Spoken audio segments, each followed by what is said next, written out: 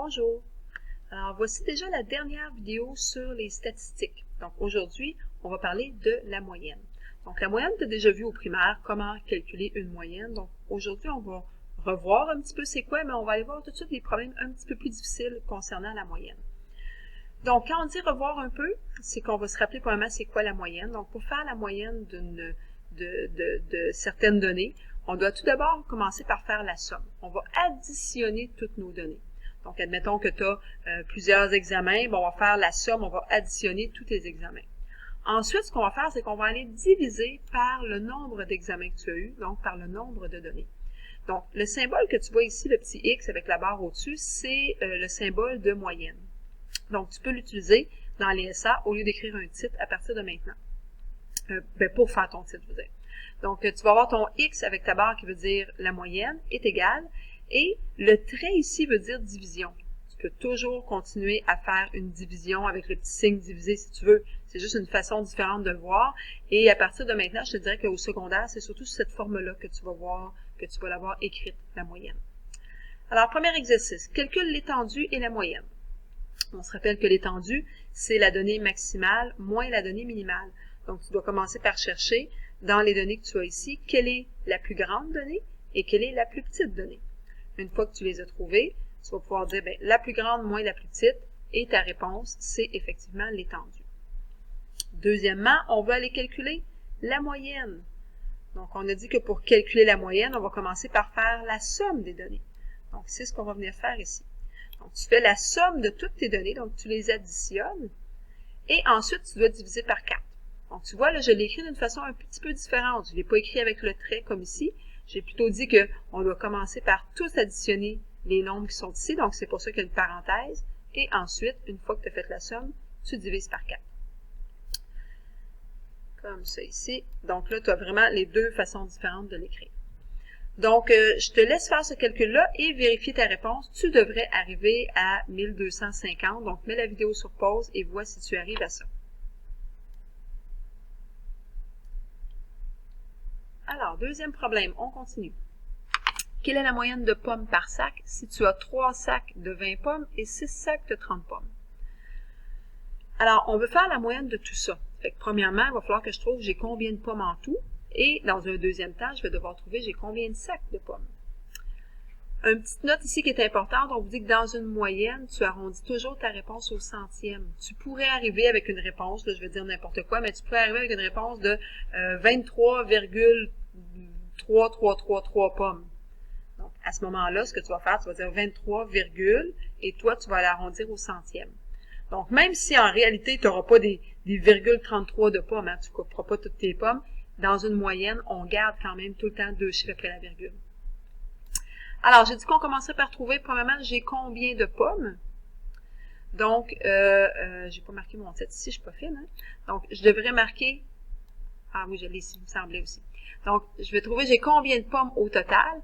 Donc, j'ai 3 sacs de 20 pommes, j'ai 6 sacs de 30 pommes, ce qui fait que j'ai au total 240 pommes. Je vais ensuite aller voir j'ai combien de sacs. Donc, j'ai 3 sacs plus 6 sacs, j'ai 9 sacs en tout. Donc, je suis prête maintenant à aller faire ma moyenne en allant faire 240 divisé par 9. Tu vois ici, ça te donne justement là 26,666666. Donc, si toi, tu viens arrondir à 2 chiffres après la virgule, je vais me prendre un petit crayon aussi pour venir souligner. Donc, tu vas arrondir, excuse-moi, au nombre qui est ici. Tu vas aller voir ce qui est juste avant.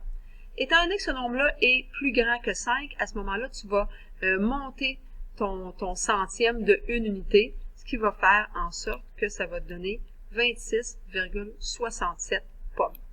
Et c'est sa moyenne, tu la laisses comme ça. On va rendre ça encore un petit peu plus complexe. Donc, le lien entre la moyenne et le nombre de données.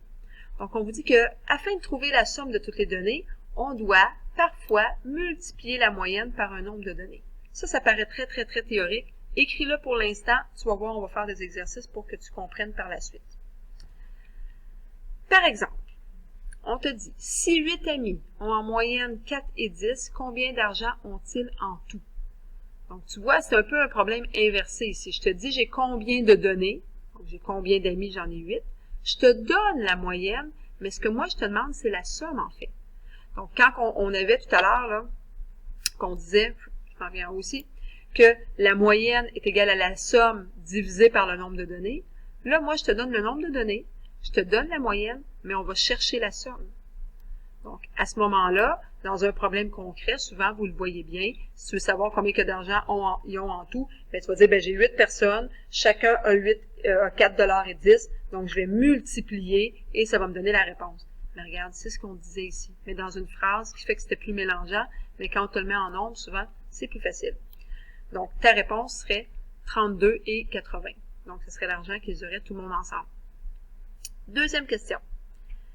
La moyenne d'une série de données est 12. Donc, ça, c'est la moyenne. La somme de toutes les données est 108. Combien y a-t-il de données? Donc là, c'est encore là, il y a comme une inconnue, mais c'est pas la même que tantôt. Là, je te donne la moyenne, je te donne la somme, mais je cherche quel est mon nombre de données. Alors, si la somme te donne 108 et que la moyenne est 12, si je remonte ici, c'est comme si ta somme est 108 et que ta moyenne est 12, tu cherches le nombre de données. Donc, le chiffre qui va diviser 108 pour que la réponse te donne 12. Donc, 108 divisé par quoi te donnerait 12? C'est un peu ça qu'on te demande. Alors, pour trouver ça, tu peux faire 108 divisé par 12 et ça va te donner 9. Donc, ça veut dire que tu as 9 données dans ce problème-là. Page suivante. Donc, ça, c'est les numéros les plus difficiles qu'on va voir maintenant en moyenne. Donc, on arrive là, vraiment dans le cœur du problème. C'est la fameuse donnée manquante. Donc, ce qu'on dit ici, c'est que la moyenne de 6 nombres te donne 3,1, mais il y a un des 6 nombres que tu ne connais pas. Je pourrais te montrer ça autrement. Je pourrais dire, par exemple, que, bon, il y a un 3, on a un 4, on a 1,8, on a 2, et le 6e nombre, je ne le connais pas, je pourrais le remplacer par un point d'interrogation. Donc, si je fais la somme de tout ça, et que je divise ça par 6 pour faire la moyenne, eh bien, la réponse de tout ça devra me donner 3,1, parce que 3,1 est ma moyenne. Donc, ce serait possible, ce numéro-là, de le faire par essai-erreur. Sauf qu'on essaye, depuis faire ça au secondaire, on essaie de trouver des façons autres et plus rapides de faire les problèmes. Mais si tu avais du temps là, chez toi et que tu n'as rien d'autre à faire, là, tu pourrais dire, j'essaie de mettre 1, j'essaie de mettre 2, j'essaie de mettre 3, sauf que c'est peut-être pas un nombre entier, c'est peut-être un nombre à virgule, donc tu pourrais essayer longtemps. Alors, ce qu'on va faire, c'est qu'on va faire ça autrement. Alors, la méthode que je vais te donner, c'est premièrement de faire la somme des données connues. C'est les nombres ici que tu connais, là, le 3, 4, 1,8, 2, ces nombres-là que tu connais, combien ils donnent quand on les additionne? Donc, si je les additionne tous, ça va me donner 11.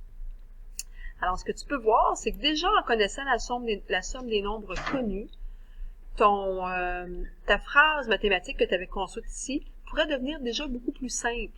Donc, dans le fond, ce qu'on vient de dire là, c'est que 3,1, qui est ma moyenne, ben, c'est égal à 11, qui sont tous les nombres que je connais, plus point d'interrogation, qui est le nombre que je connais pas, divisé par 6. Donc, tu vois qu'en faisant la somme des nombres connus, déjà, ta phrase mathématique devient beaucoup plus simple dans un cas où tu voudrais la faire par la méthode d'essai-erreur. Donc, dans le fond, tu te demanderais quel chiffre additionner à 11, puis ensuite de ça, tu divises ça par 6, ça te donnerait 3,1. Mais comme j'ai dit, on veut se sortir de la méthode d'essai-erreur, donc on va voir une méthode qui fonctionne tout le temps.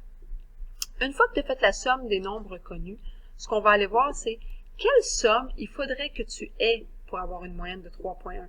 Dans le fond, là, c'est te dire, c'est quoi le chiffre que je vais devoir avoir besoin ici, que quand je vais le diviser par 6, ça va me donner 3,1. Parce qu'il y a juste un nombre qui divisé par 6 va me donner 3,1. Il y en a seulement un, et c'est lui que je veux trouver. Bon, ben, ça revient à faire un petit peu ce qu'on a fait à la page précédente. Vous souvenez-vous, tantôt, on est allé multiplier mon nombre de données par la moyenne. Bien, c'est ça qu'on va venir faire ici. Donc, si je fais 6 fois 3,1, ça me donne 18,6. Ça veut dire que 18,6, là, c'est le seul nombre qui va pouvoir aller ici, qui est divisé par 6, va me donner 3,1. Ça veut dire aussi que si tout le monde, là, avait, toutes mes données étaient de 3,1. Donc, j'en ai une qui est 3,1, 3,1, 3,1, 3,1, 3,1 et 3,1. S'il y avait toutes 3,1, es-tu d'accord que la moyenne, c'est 3,1? T'as pas le choix, là. Ils sont tous de cette valeur-là. Ben, c'est un petit peu ça qu'on se dit ici. S'ils étaient toutes de 3,1, quelle serait à ce moment-là ma somme? Ben, ma somme serait de 18. Et là, ça devient facile après ça de voir le nombre manquant, si tu veux. Parce que le nombre manquant, c'est 18 moins ce que tu connais déjà, ce qui va donner 7,6. Donc, ta réponse est 7,6. Donc, si tu reprenais après ça ton 7,6, pour aller vérifier, ça pourrait être une vérification intéressante à faire, tu pourrais dire, ben mon 7,6, si je le remets dans ça ici, est-ce que ma moyenne est vraiment 3,1? Donc, tu viendrais additionner tous ces nombres-là, ça te donnerait 18,6, que tu diviserais par 6, et tu verrais que tu obtiendrais 3,1. Donc, ça peut être une façon intéressante de vérifier pour voir si tu t'es pas trompé. On va en pratiquer des numéros comme ça en classe, c'est sûr et certain, parce que c'est la difficulté cette année, c'est le petit bout qu'on ajoute par rapport à ce que tu faisais l'année passée. Donc, on se retrouve en classe pour des exercices.